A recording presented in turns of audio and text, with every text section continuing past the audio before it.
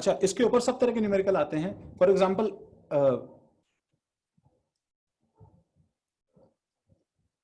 Example air वगैरह का अगर मुझे एवरेज मोलर मास निकालना है, तो सपोज ये अगर देखो सवाल दिया हो तुम्हें कि एयर हैज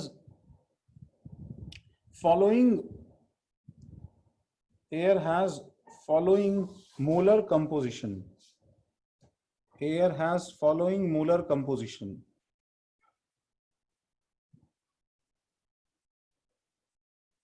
तो ऑक्सीजन गैस 16%, नाइट्रोजन गैस, जल्दी छापना यार, नाइट्रोजन गैस 80%, CO2 गैस 3%,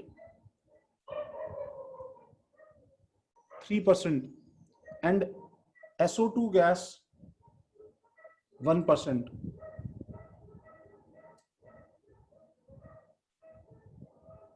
तो ऑब्वियसली एम एवरेज क्या हो जाएगा, एम एयर एवरेज कितना हो जाएगा।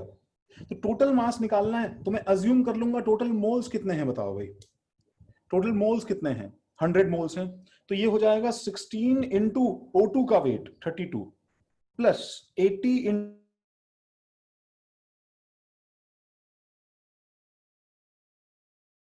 इंटू N2 का वेट 28 C इंटू CO2 का weight 44 plus 1 into 64, this whole divided 100.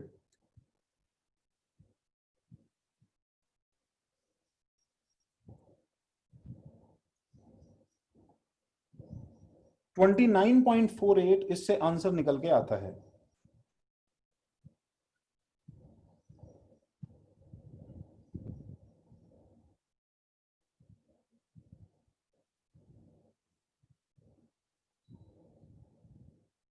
तो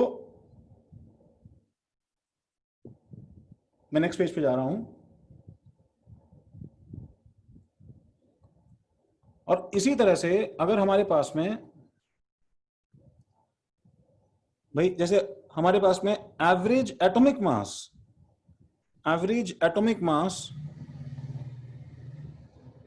या मीन एटॉमिक मास हो, तो ये भी बहुत छोटी सी चीज है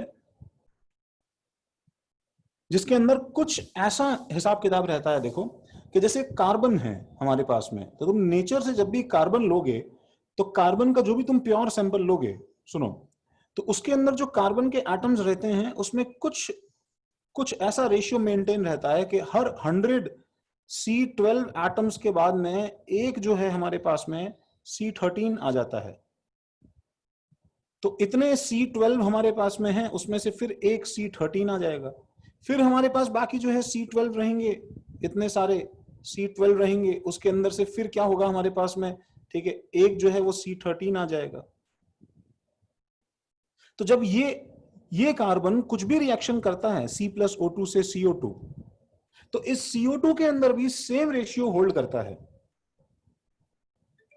इस CO2 के अंदर भी सेम रेशियो होल्ड करता है, ठीक है, कार्बन डाइऑक्साइड में भी सेम रेशियो होल्ड करता है। तो इसके अंदर भी क्या होगा कि जो मेरे पास में इतने सारे CO2 बनेंगे, इतने सारे एटम्स के बहुत सारे CO2 बनेंगे, उसमें से एक CO2 क्या होगा बताओ, C13 वाला हो जाएगा, C13 वाला हो जाएगा। तो ये सारे CO2 जो हैं ये C12 वाले CO2 हैं, C12 CO2 है, और ये जो अकेला है ये C13 O2 है। तो सब जगह तुम्हें ये कार्बन का आइसोटोप जो है ये हमारी बॉडी से लेके सिस्टम्स में, लोगों के बायोलॉजिकल सिस्टम्स में लेके हर जगह जो है ये C13 इनकॉर्पोरेट होता जाएगा, पेड़ के अंदर से लेके सब जगह कार्बन में ये चीज हो जाएगी। दिस इज हाउ, ठीक है, हम लोग एक्चुअली क्या करते हैं, हम लोग जो रेडियो एक्टिव कार्बन डेटिंग करते हैं, जो तुमने शायद सुना होगा कि हम लोग उसके अंदर का कार्बन C13 कंटेंट लगा के पता लगाते हैं कि वो कितने हजार साल पुराना होगा, ठीक है, अप्रोक्सीमेटली, वो CID टाइप नहीं कि तुमने जो मालूम लगा दिया कि 3000 साल पहले 12 फरवरी को 6:50 पे ये आदमी मरा था, ठीक है, ऐसा नहीं, ठीक है, 200-300 साल का हमारे पास एरर रहता है, ठीक है, बट हमें ठीक ठाक आइडिया मिल जाता है। तो वो इस रेडियो एक्टिव C13 की वजह से मिलता है, आइसोटोप डेटिंग। तो वो कैसे मिलता है वो तो हम 12th में देखेंगे, उसमें एक्चुअली क्या रहता है, जो भी कुछ है। लेकिन फिलहाल अगर मुझे इसका एम एवरेज निकालना है तो तुम्हें दिख रहा होगा कि इसका एवरेज मास C12 का 12 से थोड़ा सा बड़ा निकल के आ जाएगा। तो मैथमेटिकली हमारे पास में एम एवरेज एक्चुअली क्या बन जाएगा, that will B, this will be like x1 atomic mass of 1 plus x2 atomic mass of 2 plus x3 atomic mass of 3 and so on.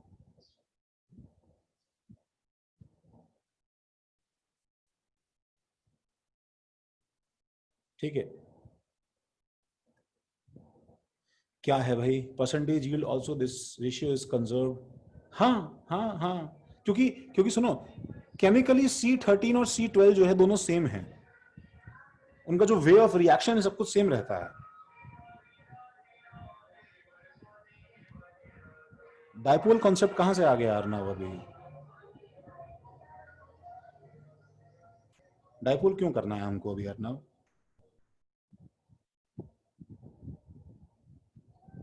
देखो, तो जैसे सपोज तुम्हें ये दे दिया जाए कि naturally occurring chlorine,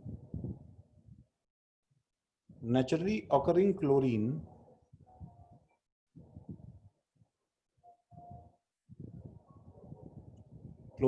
is 75%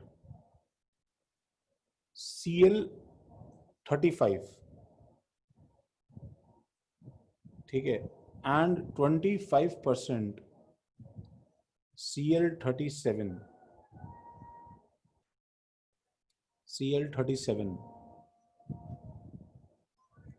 and the average mass of Cl is found to be 35.5.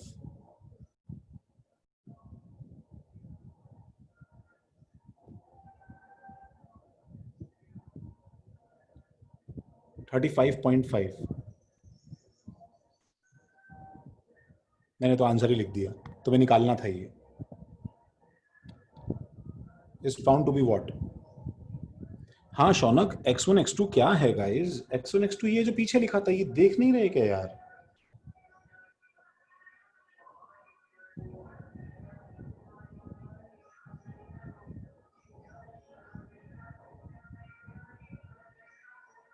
ये ढूंढना है तुम्हें, आंसर वही निकाल लोगे शायद तुमने वही, हाँ पहले की तुमने क्लासेस में शायद ये किया होगा। एम एवरेज क्या हो जाएगा, that will be equal to 75 into 35 plus 25 into 37 upon 100,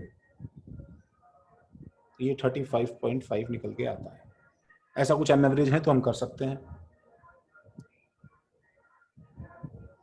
नहीं, परसेंटेज जरूरी नहीं है आर्यन, हमेशा मोल्स में रहे। नहीं, rate of reaction of isotopes different नहीं होता है, एक्चुअली डिफरेंट हो सकता है सॉर्ट ऑफ, ऐसा नहीं, देखो डिफरेंट केमिकल रिएक्शन डिफरेंट नहीं होती है, रेट ऑफ रिएक्शन डिफरेंट हो सकता है, ऐसा नहीं बोलना चाहिए नहीं होता है, ठीक है। लेकिन C12 C13 में ज्यादा फर्क नहीं पड़ता है, हाइड्रोजन ड्यूटेरियम में बहुत फर्क पड़ता है।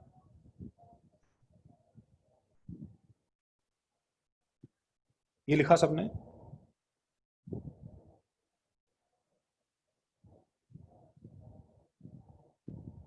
हाँ बस बंद होने वाला है गाना।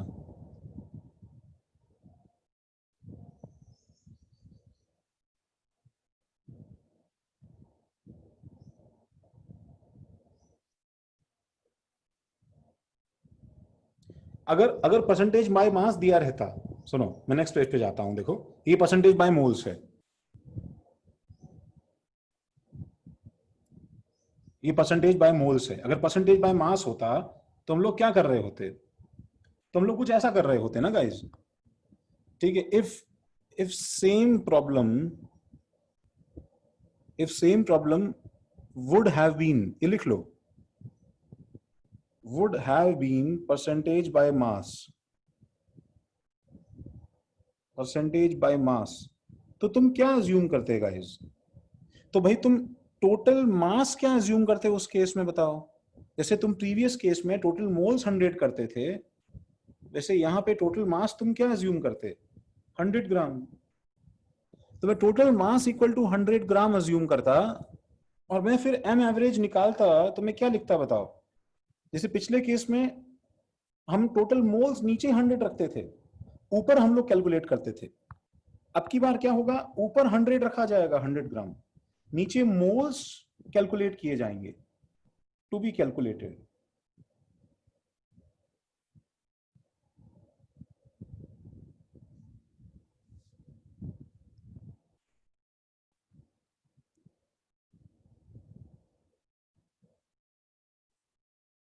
तो अब बताओ 75% Cl 35 बाय वेट है, तो मतलब इसमें 75 ग्राम किसका है बताओ?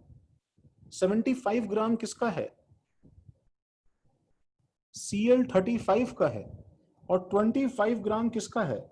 Cl 37 का है। तो मुझे इसके मोल्स निकालने हैं तो क्या करना पड़ेगा गाइस? 75 divided by 35। और इसके मोल्स निकालने से क्या करना पड़ेगा भाई? 25 डिवाइड बाय 37। तो ये ऐसा एक्सप्रेशन बन जाएगा एवरेज का।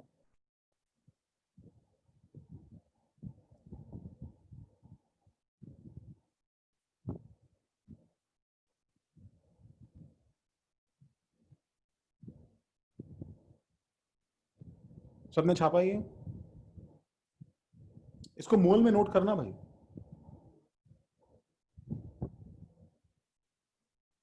जो भी आंसर आता है क्या? अच्छा, आधा पेज और होगा क्या स्कोप? तो मैं तुम्हें पीपीएम भी लिखवा दूं, क्या है?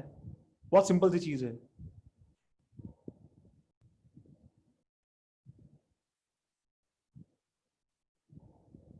गुड भाई।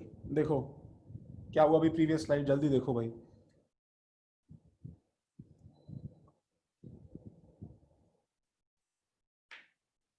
हाँ बोलो जोएब।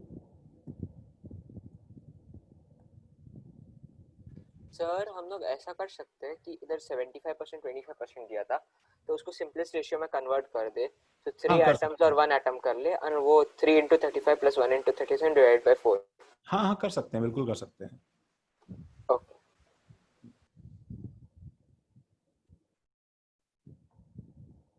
देखो, अच्छा पीपीएम और पीपीबी में एक्चुअली क्या प्रॉब्लम है? ठीक है, नाउ इमेजिन कि मुझे जो है मुझे जो है कोई कोई ऐसी चीज ढूंढनी है, जैसे ठीक है इकोलाई है। What is E coli? जानते हैं क्या भाई?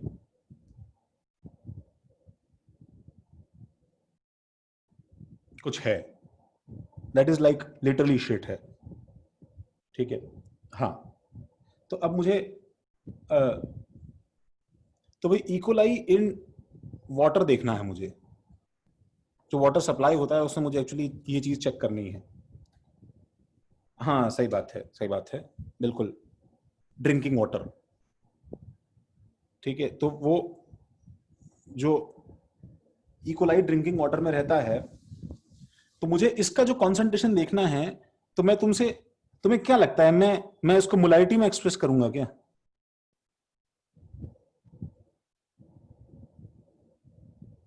नहीं भाई, मोलारिटी में तो कम से कम एक्सप्रेस नहीं करेंगे। क्यों नहीं करेंगे? बिकॉज कितना भी गंदा पानी सप्लाई होता है हमारे यहाँ पे, मतलब बिल्कुल ठीक है, शिट होल से तो नहीं आ जाता ना यार।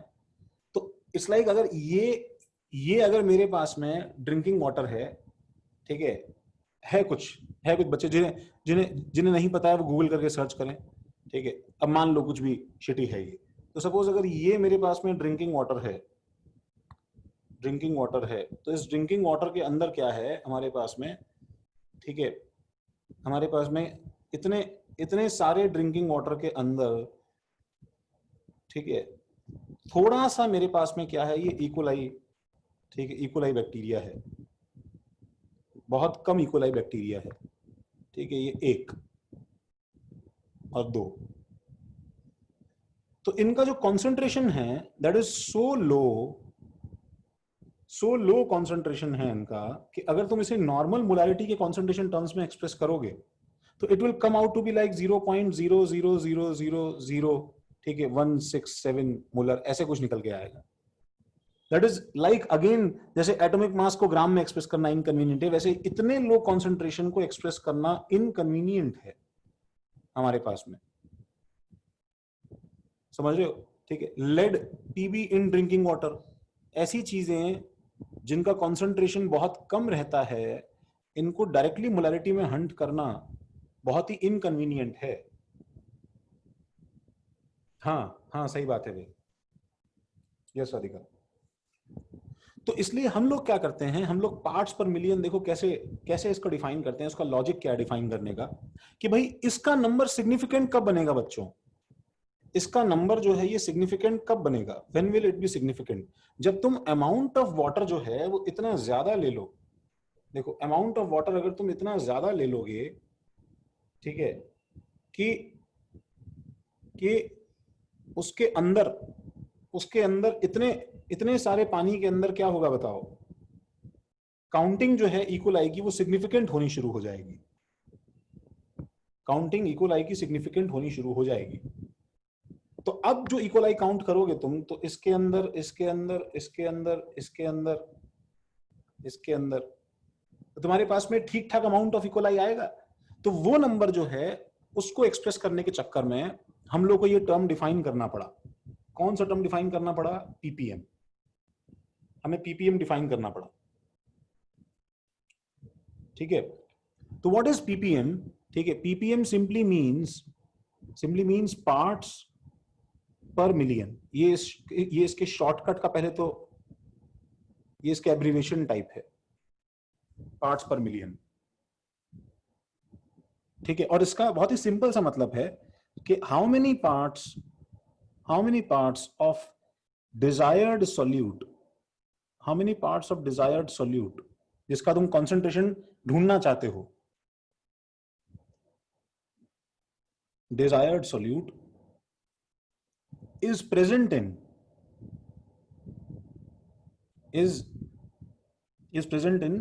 1 million parts, 1 million मतलब 10 to the power 6, 1 million parts of solution। ये लिख लो भाई।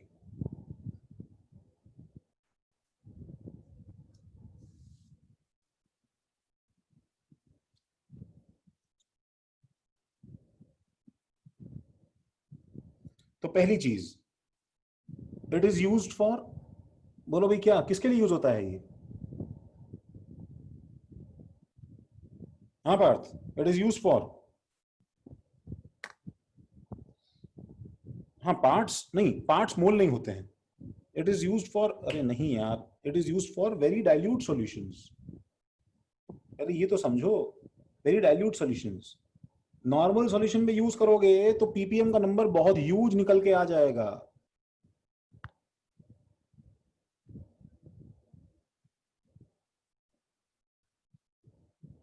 ये तो शिवेन, हमारे पास में मतलब अलग अलग टेक्निक्स हैं, उसकी डिपेंड करता है कि तुम क्या ढूंढना चाह रहे हो, ठीक है।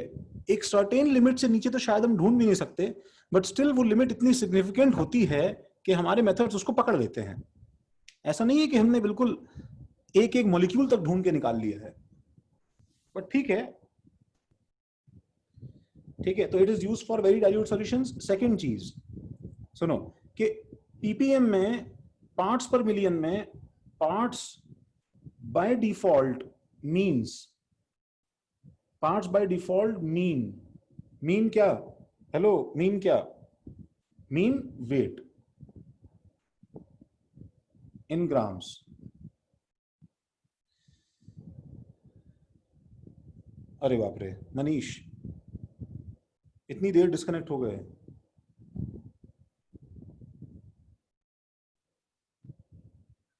अरे मनीष, हम ये बोल रहे थे कि भाई इस डब्बे के अंदर अगर मुझे इक्वलाई ढूंढना है तो इतना कम है कि वो नॉर्मल कॉन्सेंट्रेशन यूनिट्स में ढूंढोगे जब तुम, अगर तुम्हें बहुत ही ह्यूज नंबर बहुत ही कम नंबर मिलेगा। अगर मुझे इसके अंदर का इक्वलाई देखना है तो वो इतना कम है कि मुझे इसमें नॉर्मल कॉन्सेंट्रेशन यूनिट में मुझे बहुत बड़ा नंबर मिल जाए, बहुत ही छोटा नंबर मिल जाएगा, क्या बोल रहा हूँ यार, मैं भी देखो बोलते बोलते थक गया हूँ। 2 नंबर तो इसलिए क्या है, हम लोग क्या करते हैं इसके अंदर, हम लोग क्या है अपना अगर डब्बा, अपना अमाउंट ऑफ वाटर बहुत बड़ा ले लें, if we take huge amount of water, ठीक है, तो हमारे पास में ये इकोलाई बैक्टीरिया जो है सिग्निफिकेंट नंबर में बनना शुरू हो जाएगा। तो हम 1 मिलियन पार्ट्स ले लेते हैं, let's take 1 million parts of water solution, उसके अंदर कितने पार्ट्स हैं वो हम लोग काउंट करना शुरू कर रहे हैं। तो डिनोमिनेटर विल बी 10⁶। हाँ, बाय डिफॉल्ट ये पार्ट्स पर मिलियन जो है ये पार्ट्स वेट होते हैं।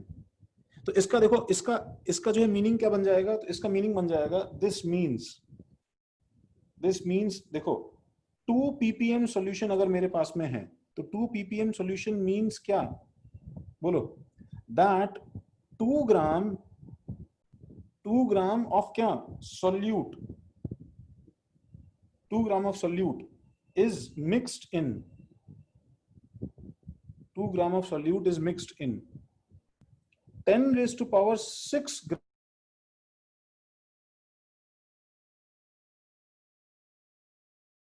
grams of, देखो पार्ट सेम है हमारे 6, हाँ, ऑफ क्या सॉल्यूशन, ठीक है, एंड और सॉल्वेंट, देखो बच्चों सॉल्यूशन और सॉल्वेंट, ठीक है, here practically mean same thing.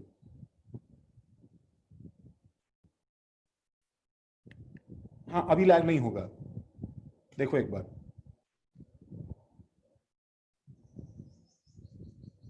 Solution और सॉल्वेंट, ठीक है, आर प्रैक्टिकली सेम हेयर, ये बात सही है कि नहीं बताओ, सॉल्यूशन और solvent are practically same hair.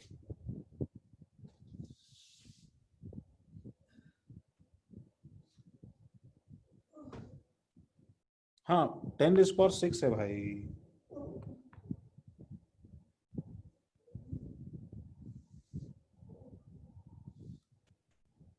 क्योंकि क्योंकि तुम सॉल्वेंट और सॉल्यूशन कुछ भी लो, ये 2 नंबर इतना छोटा है कि अगर मैं बोलूं इसके अंदर कितना ग्राम सॉल्वेंट था तो 10⁶ -2 करोगे तो तुम्हें अप्रोक्सीमेटली 10⁶ ही लेना पड़ेगा, उससे फर्क नहीं पड़ता है।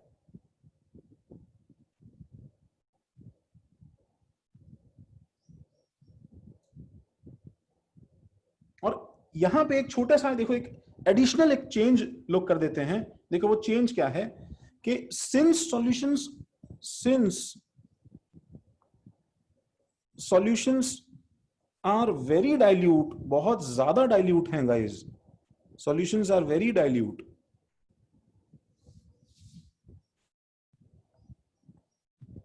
solutions are very dilute, so we can assume क्या, we can assume that density of aqueous solutions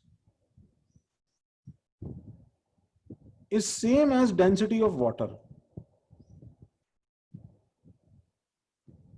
इसलिए 10⁶ ग्राम of solution will be same as 10⁶ ml of solution।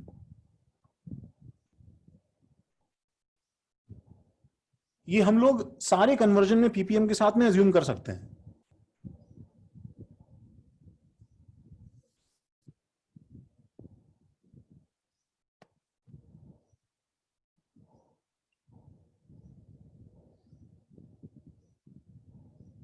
हाँ, वाटर है तो ही,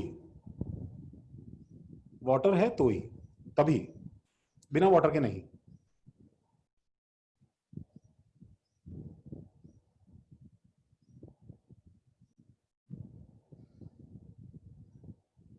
वो जो भी कुछ है ईश्वरजोत क्लास के बाद कॉल करके बताना, अभी तो देखो इसमें इतना ही है। पीपीबी का मतलब क्या होगा guys, PPB is used when solutions are, क्या बोलो, are even more dilute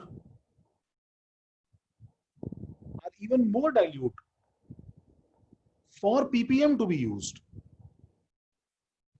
ppm use करने के लिए जो हमें रेंज चाहिए वो उससे भी ज्यादा डाइल्यूट है तो पीपीबी पे चले जाते हैं हम लोग, दिस इज पार्ट्स पर बिलियन।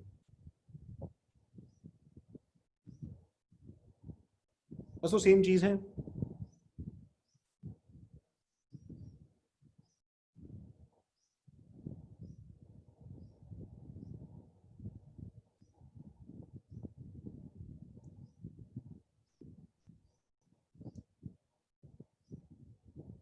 ये स्लाइड सबने लिखा?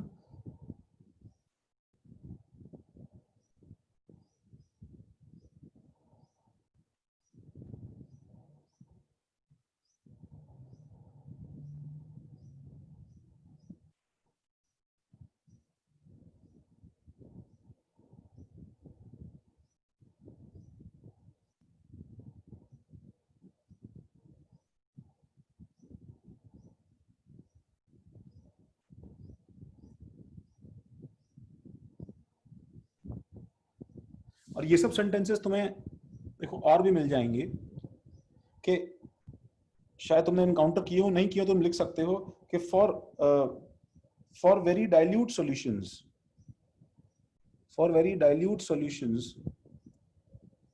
prove that capital M is equal to small m. Molarity is equal to molality.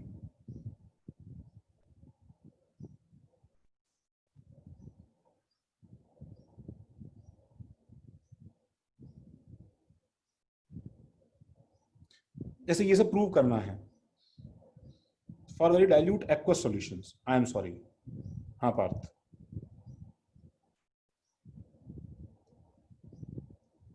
हाँ बस वही यार, वाटर की डेंसिटी 1 ग्राम पर ml, दैट्स इट, और कुछ नहीं।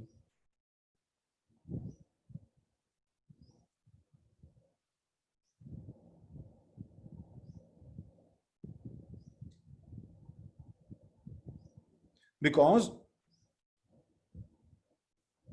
वॉल्यूम ऑफ, क्योंकि सुनो हाँ देखो मैं लिख रहा हूं देखो उसका रीजन ये है, रीजन ये है कि अच्छा तुम्हें पता है क्या, लोग एक जनरल पता है फॉर्मूला याद कर लेते हैं स्मॉल m का। फॉर मोलैरिटी टू मोलैलिटी लोगों को एक फॉर्मूला याद रहता है। Now I won't recommend to learn this, don't learn, because मैं तुम्हें एक चीज बताऊं, तुम कितना याद करोगे, हर एक कन्वर्जन का दूसरे कन्वर्जन का डिफरेंट फॉर्मूला होगा। कैपिटल एम से स्मॉल एम डिफरेंट फॉर्मूला है, स्मॉल एम से कैपिटल एम डिफरेंट फॉर्मूला होगा, बट स्टिल स्मॉल एम का फॉर्मूला लोग क्या याद कर लेते हैं पता है, अगर तुम्हें कैपिटल एम दिया है और स्मॉल एम निकालना है तो 1 लीटर सॉल्यूशन अज्यूम करते हो तो न्यूमरेटर में मोल्स कितने होंगे, जितनी मोलैरिटी है वही मोल्स हो जाएंगे। सही बात है। मास ऑफ सॉल्वेंट कैसे निकलेगा बताओ, 1000 क्योंकि तुमने 1 लीटर सॉल्यूशन अज्यूम किया है तो 1000 ml सॉल्यूशन हो गया, 1000 ml इंटू डी कर दिया तो ये क्या हो गया बताओ, मास ऑफ सॉल्यूशन हो गया। हाँ लेक्चर 8 में दिया हुआ है तुम्हारे पीडीएफ में, मास ऑफ सॉल्यूशन हो गया। माइनस क्या करना है बताओ, मोलैरिटी इनटू मॉलिक्यूलर वेट करना है, मॉलिक्यूलर वेट ऑफ सॉल्यूट। ये मेरे पास में मास ऑफ सॉल्वेंट आ गया, इनटू 1000 कर दूंगा तो मेरे पास में नीचे का mass of solvent in KG आ जाएगा। ये फॉर्मूला लोग डायरेक्टली यूज करते हैं, but again I won't recommend because it is of no use. तुम लर्न कर करके रट के जाओगे तो वैसे भी वो कब याद रहेगा पता नहीं है।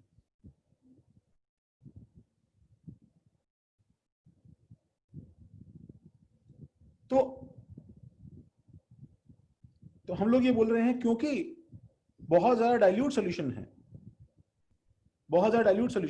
तो बहुत डाइल्यूट सॉल्यूशन के अंदर हम ऐसा सिंपली बोल सकते हैं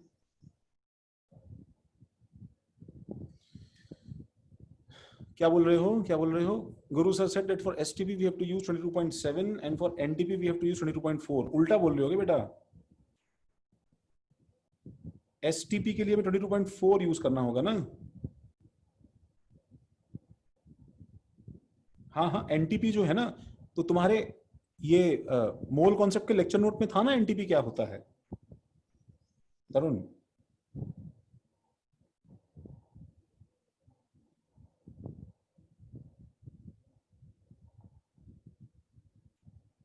हाँ भाई रजत क्या हुआ।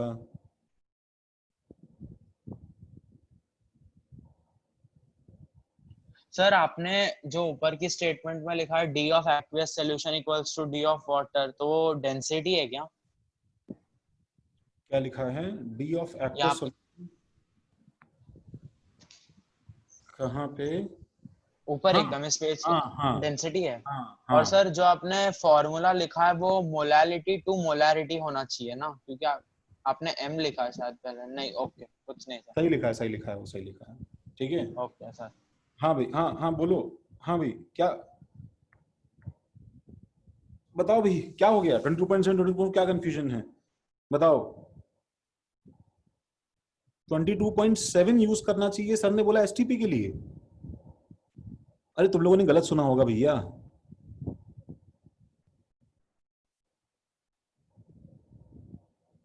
तुम लोग माइक ऑन कर सकते हो? सर हाँ, एनटीपी के लिए बोला था। किसके लिए? एसटीपी के लिए बोला था। एनटीपी। अरे यार, एसटीपी तो 22.4 होता है यार, ये तो हाँ मतलब वो 22.4 था, एनटीपी दुनिया में सब जगह 22.7 लिखा था। है, तो मैं बोल ही रहा हूँ उसका तो। सारे न्यूमेरिकल गलत करोगे क्या भैया? मरवाना मत यार, ज्यादा दिमाग नहीं लगाने का। सुनो, सर सेम लेते हैं ना लेकिन। हाँ मेरी बात सुनो, मैंने तुम्हें उस समय बोला था ना कि बुक्स के अंदर जो सवाल फ्रेम्ड रहते हैं वो क्या है कि ढंग से फ्रेम नहीं रहते हैं। तो तुम कोई भी न्यूमेरिकल करोगे ना बुक्स का, रैंडम बुक्स का, मैं तुम्हें बताता हूँ, तो उसमें क्या है कि भाई एसटीपी एनटीपी दोनों का ही 22.4 से लेके सॉल्व कर देता है। ठीक है, बट ऐसा नहीं होना चाहिए। इसमें एटलीस्ट एक बात श्योर रखो कि भाई 1 एसटीपी जो है वो तो भाई क्या बोलते हैं, 1 मोल, 1 मोल एट एसटीपी जो है वो तो 22.4 ही होता है। इसमें तो कुछ कंफ्यूजन मत मत ही रखना भाई, नहीं तो तुम यहां वहां जो है ओवर रिसर्च के चक्कर में प्रॉब्लम गलत कर लोगे अपना। ठीक है, 22.4 होता है। इसमें मेरे और किसी के बोलने की जरूरत ही नहीं है। You have freedom and you have access to everything in the world. जाओ ढूंढो, वो 22.4 लेना। क्या है, सर ने कहा 22.7 लेना है हमें। हमने कहा सर को 22.4 लेना चाहिए, बस सर ने कहा 22.7 लेना है।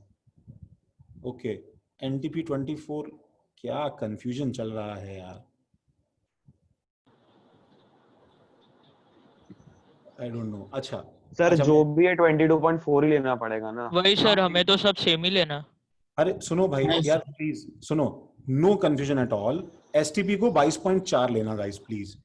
तुम ये 0.0821 आर के साथ हम लोग कैलकुलेट कर सकते हैं ना गाइस, इसमें कुछ कंफ्यूजन नहीं है। हो सकता है सर के मुंह से स्लिप हो गया हो सकता है सर तुम्हें उल्टा बताना चाह रहे हो, ठीक है, और उल्टा निकल गया हो। बाकी एनटीपी के लिए डिफरेंट होता है वो तो। सर एनटीपी के लिए 24 लीटर होता। हाँ, एनटीपी के लिए क्या है कि वो 20 डिग्री सेल्सियस होता है, समझ रहे हो, तो उसके लिए लोचा है, तो उसके लिए हमें करना ही नहीं है। तुमसे जेई एनटीपी पूछेगा ही नहीं बच्चों। ठीक है, तुम बस आंसर निकालते रहो, तुम्हारे आंसर्स मैच करते जाएंगे, देखो फिर आगे क्या रहता है बस। ठीक है, चलो गाइस, ठीक है ठीक है। अच्छा, हम लोग आगे आते हैं यार गैसियस स्टेट पे, इसका कोई लिमिट नहीं है। देखो,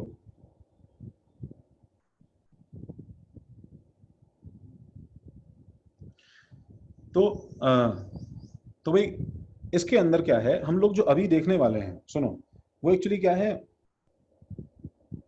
एडवांस पेपर 2 का लास्ट क्वेश्चन नहीं हो रहा था। कौन सा था एडवांस पेपर 2 का लास्ट क्वेश्चन? सर बताऊं? हाँ, एक मिनट खोलने दो, एक मिनट। पेपर 2। वो 89 पॉइंट सम लीटर्स वाला था।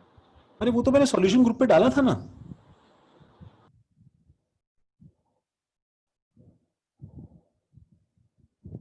एक मिनट रुको यार, हाँ हम लोग sir, 89.6 liters of a mixture of nitrogen and hydrogen measured at STP were passed over a catalyst. After the reaction, the volume of the mixture reduced to 67.2 liters. Ammonia thus formed was in 101 ml, dissolved of an aqueous ammonia solution of density 0.85 gram per ml, containing 12% by mass of dot. Full stop. Determine the percentage weight strength of the final solution. एक minute, 89.6 liters of N2NH2, final volume कितना था? 67.2. 67.2 litres final volume. देखो reduce 2 का मतलब ध्यान रखना, ये final volume है, ये चेंज नहीं है। उसके बाद में क्या किया था हमने, और क्या था? अमोनिया फॉर्म हुआ था 101 ml. Dissolved NH3 in- हुआ। अच्छा, ऐसा NH3 फॉर्म हुआ। हाँ, 101 ml फॉर्म नहीं हुआ, NH3 फॉर्म, NH3 फॉर्म हुआ, उसको हमने डाला शायद किसी में। ammonia thus formed was in 101 ml dissolved of an aqueous ammonia solution हाँ, of आराम से density आराम से आराम से 101 ml of aqueous ammonia solution था, ये एक्वस NH3 सॉल्यूशन है। हाँ हाँ, और उसका डेंसिटी दिया था 0.85 ग्राम पर ml हाँ containing 12% by mass of, और उसके बाद full stop. 12% by mass of. हाँ, उसके बाद फुल स्टॉप दे दिया। उसके बाद फुल स्टॉप था। हाँ, फिर अच्छा, उसके बाद पेपर में पूछा था आया अमोनिया का ही होगा ना? नहीं, पेपर में कुछ और नहीं लिखा था बाय मास ऑफ? नहीं सर, नहीं, फुल नहीं, स्टॉप नहीं, था। मेरे को ऐसा वो मेरे को नहीं था उधर। नहीं सर, इतना ही मेरे था। को 2 आंसर आ रहे थे सर, मैं 2-2 चीज का 3-3 चीज का मास निकाला था, 12% किसका समझ में अरे नहीं आ नहीं, रहा। तो ऑफ ऑफ का पर मतलब सर- है, ठीक है ठीक है ठीक है, यहाँ पे पर ये सर off मेन था। फोकस तो वही तो, हाँ सुनो सुनो सुनो, ये ऑफ के आगे NH4OH होना चाहिए था एक्चुअली, ओ प्रॉब्लम में NH4OH होना चाहिए था। सर मैं NH3 का निकाल रहा था, एंड हाँ सर, मैं भी मैंने Because पूरा NH3 का question निकाला है, उसी पे उसको से based पूरा था। गलत आया। हाँ हाँ हाँ बोनस मुझे क्योंकि मेरे को 19.44 आया। हाँ हाँ, रुको रुको रुको, ये NH4OH होना चाहिए था। NH4OH है तो उससे आंसर आएगा, वो उससे आंसर आएगा, क्योंकि मेरे ख्याल से ये तो सबको समझ में आ गया होगा ना यहाँ। ठीक है, वो मिस्टेक हो गया एक्चुअली, ये गड़बड़ हो गया फिर सवाल। Sir bonus. Bonus sir bonus. Yes sir. Sir कर ही नहीं सकते हाँ। सर। वही तो सर, हमें सपना आएगा कि NH4 बन रहा है। अरे एक वो भाई। एक जो है, कोई मुझे परीक्षा बता रही थी कि एनिलीन का मोलर मास भी नहीं दिया था पेपर में। हाँ सर, नहीं दिया था एनालिन हाँ का सर। मॉडल। हाँ सर, नहीं सर, दिया नहीं था। दिया नहीं था। दिया हाँ था। सर, नहीं सर दिया था। मोलर ये मास एनालिन सर होता मैं क्या एक है? पेपर में दिया हुआ था, बाकी 2 पेपर्स में नहीं दिया था मोलर मास, एंड एक पेपर में जो दिया था वो भी बेसिक एनिलाइन क्या एलिमेंट्स होता में है दिया। सर? अरे तो रॉकेट कम से एनिलाइन क्या कम होता है उसका सर? वो एग्जाम के मॉलिक्यूलर बाद फॉर्मूला देखा बता कुछ देते तो निकाल लेते। नाइट्रोजन और हाइड्रोजन और कार्बन का कोई कंपाउंड होता है। Extra marks. बस करो बस सर, करो। नाइल रेड ने इस सर, पे एक extra वीडियो बनाया marks। था। इतनी हाँ, जो है, नाइल रेड अच्छा चैनल पे। तो मिलना चाहिए सर। उसने चुप करो यार, इतनी मेहनत से बना बना के सवाल डाले यार, वो सबके सब बोनस करवा लिए। एक गलती से NH4OH मैन की टाइपिंग से मिस हो गया। ये सवाल अच्छा इसलिए था, जो लास्ट सवाल था that was actually based on something, कि देखो इसमें ब्लैक और ब्लू पे ध्यान दो, तो ब्लैक और ब्लू पे ध्यान दोगे तो पहले जो रिएक्शन है वो तो तुमने लिखा होगा, जो मैंने शायद सॉल्यूशन ग्रुप पे डाला भी, N2 + 3H2 gives 2NH3। तो 2NH3 है, तो इसका मतलब इसका सपोज हम मान लेते हैं A लीटर है, B लीटर है, 0 है, तो हमें मालूम है पहले A + B = 89.6 है, और मान लो A - x हो गया, B - 3x हो गया, तो यहाँ पे 2x बन गया। तो नया वॉल्यूम इन सबका सम जो है वो 67.2 लीटर्स है। तो इसका मतलब हमारे पास में अगर तुम ऐड करोगे तो A - x + B - 3x + 2x जो है that will be equal to 67.2, और A + B is 89.6। ठीक है, तो भाई अरे बोनस तो ठीक है, मेरे देख तो लो हुआ क्या था यार, वो तो देखो। तो भाई A + B 89.6 है, तो इसमें 89.6 देखो, A और B -4x + 2x, तो -2x = 67.2। तो 2x = हमारे पास में आता है कितना, 89.6 - 67.2 कितना, 22.4। क्योंकि अमोनिया का अमाउंट 2x है, इसलिए NH3 फॉर्म्ड कितना होगा, NH3 फॉर्म्ड = कितना आ रहा है हमारे पास में, 22.4 लीटर्स आ रहा है। दिस इंप्लाइज 1 मोल आ रहा है, 1 मोल आ रहा है।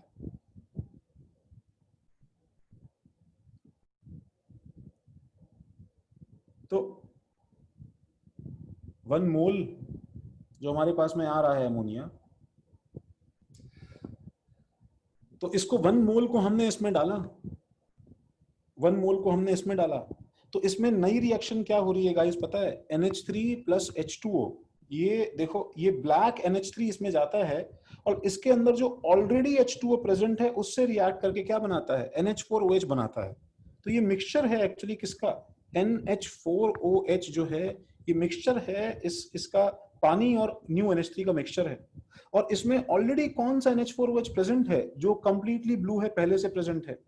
तो पहले से जो NH4OH प्रेजेंट है हमारे पास में, ठीक है, पहले से जो NH4OH प्रेजेंट है हमारे पास में वो कितना है, वो है 0.85 डेंसिटी है इंटू 101 इसका वॉल्यूम है, इंटू 101 इसका वॉल्यूम है, इंटू 12/100 जो है ये इसका मास है। और जो नया तुमने NH4OH ऐड किया है, क्योंकि ये 1 मोल था तो तुम्हारे पास में व्हाट इज x, x कहाँ है, अच्छा x क्यों निकालना है हमें, x ये था ना, x वाज द अमाउंट। देखो एक बात देखो, ध्यान से सुनो, मेरी बात सुनो, x इज द अमाउंट जो हमने अज्यूम किया कि N2 और H2 का कुछ रैंडम अमाउंट कंज्यूम हुआ, ठीक है भाई। हमें नहीं पता ना, ये सवाल पता है किस तरह बना हुआ है, हमें नहीं पता उसने हमें दिया क्या, बताओ कि N2 कितना है और H2 कितना है, 89.6 में से उसने मेंशन किया क्या, बताओ। नहीं मेंशन किया, मेंशन नहीं किया तो फिर हम लोग कैसे अज्यूम कर लें, तो लोग क्या करते हैं उसको 1:3 रेशियो में डिवाइड कर लेते हैं 89.6 को। मैं बोल रहा हूं कि ऐसा उसने बोला नहीं तो तुम नहीं कर सकते हो। इस सवाल की ब्यूटी ये है कि तुम उसको डिवाइड ना करो 1:3 में, तो भी तुम रैंडमली x और 3x लेके सॉल्व करो कि मान लो इसमें से x कंज्यूम हुआ, इसमें 3x कंज्यूम हुआ, इसके 2x बना, तो भी तुम्हारे पास में वही आंसर आ जाएगा जो तुम डिवाइड करके करते हो। तो ये जनरल तरीका है। यहाँ पे x is the amount consumed of N2, 3x will be the amount consumed of H2 and 2x will be the amount found of 2NH3। तो लास्ट में 2x ही निकालना था हमें। देखो 2x, क्योंकि अमाउंट ऑफ NH3 फॉर्म्ड कितना है, 2x है। मैं तो बार बार मेंशन कर चुका हूं, ये मत बोलना कि सर 2NH3 का 2x बना था तो NH3 का तो x बनेगा, ये स्टुपिडिटी मत करना। हमने उसको मिला के ये चीज पता लगा लिया कि NH3 का 1 मोल बना है, दैट्स इट।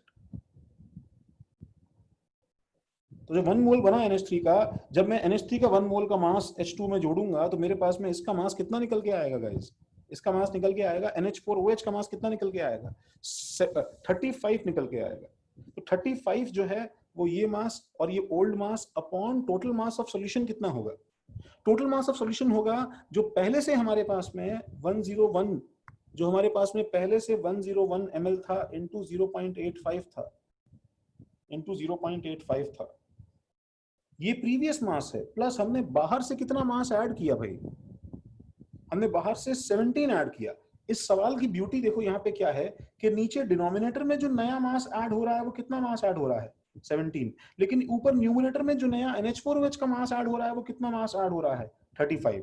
ऐसा क्यों, क्योंकि ऊपर हमें NH4OH का परसेंटेज निकालना है, NH4OH के अंदर वाटर का मास ऐड होने की वजह से टोटल NH4OH का मास तो चेंज कर गया है, लेकिन वो वाटर का एडेड मास नीचे नहीं ऐड होगा बिकॉज वो वाटर उसी सॉल्यूशन से आ रहा है।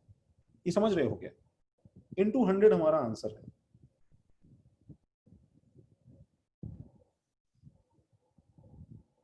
हाँ अब ऑफ नहीं लिखा तब तो बोनस देना पड़ेगा, ठीक है मैं बोलता हूं।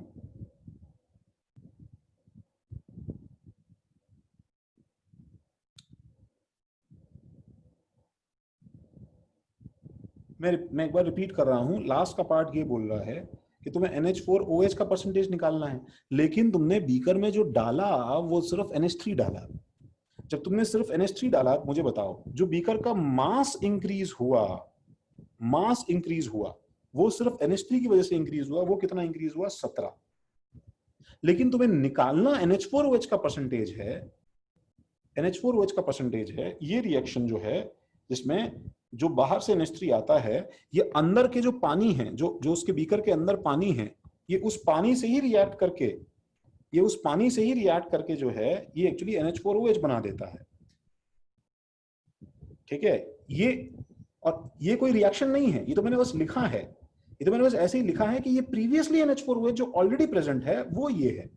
तो सवाल पढ़ोगे तो तुम्हें ये मालूम चलेगा, देखो उसमें क्या लिखा है, find final percentage of NH4OH in the solution.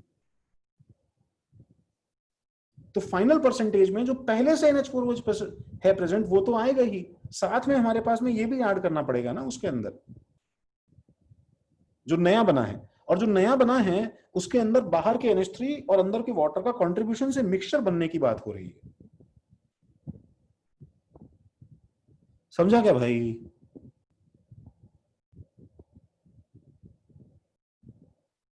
खुशी समझा क्या? कौन सा रिएक्शन?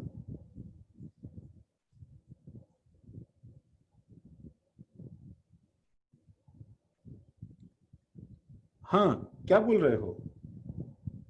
हाँ शौनक, क्या बोल रहे हो? 17 कहाँ से आया? अरे यार, NH3 का मास 17 है दादा, 14 + 3 यार। सवाल किया भी है कि नहीं तुमने, पढ़ा भी है कि नहीं यार? मोलर मास 17 होता है NH3 का भैया। ये 35 कहाँ से आया भैया? ये NH4OH का मोलर मास है भाई, 1 मोल का। 1 मोल इसका, 1 मोल इसका और 1 मोल इसका बनाना है यार।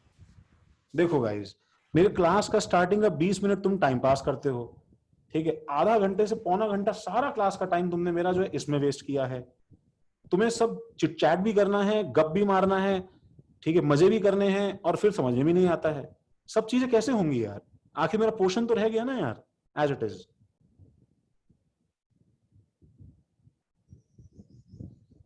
ले देके तुम्हारा जो है, हम एक टच भी नहीं कर पाए गैसियस तुम लोग यार, पता नहीं क्या यार, मैं हुआ क्या, समझ में आ गया कि भाई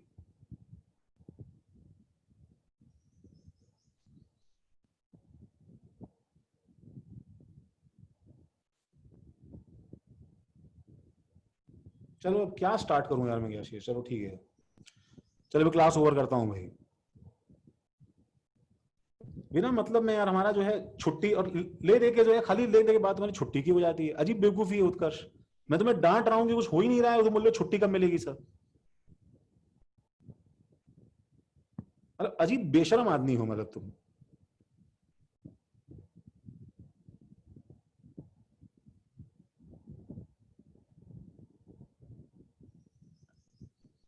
चलो ठीक है, मैं अभी क्लास एंड करता हूँ। अभी तुम लोग अपना नेक्स्ट क्लास रिफ्रेश हो भाई, तुम्हें रिफ्रेशमेंट चाहिए ना उत्कर्ष, आराम से।